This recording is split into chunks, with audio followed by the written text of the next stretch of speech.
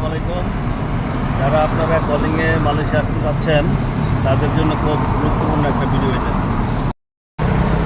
আপনি যে মালয়েশিয়া 5 লাখ 6 লাখ টাকা দিয়ে আসবেন, 4 লাখ টাকা দিয়ে আসবেন, আপনি এখানে এসে কী করবেন?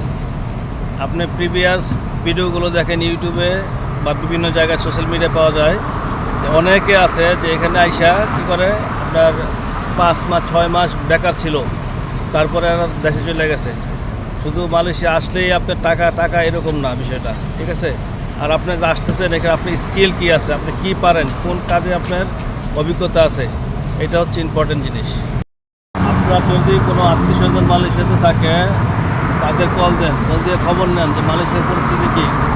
বর্তমানে যারা মালয়েশিয়াতে অবস্থান করতেছে অনেক পুরাতন লোক, তারাই অনেকে বসে আছে, কাজ নাই।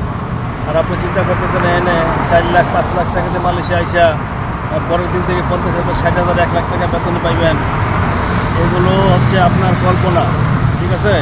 ম্যাক্সিমাম লোক সমিতি থেকে এখানে ওখানে থেকে টাকা নিয়ে আসে, তারপর কী করে ওই কিস্তি দিতে পারে না, কিস্তি দিতে না পাইরা অনেক আছে যে আত্মহত্যা করে। সুতরাং এইখানে আসার আগে 7 বার চিন্তা করেন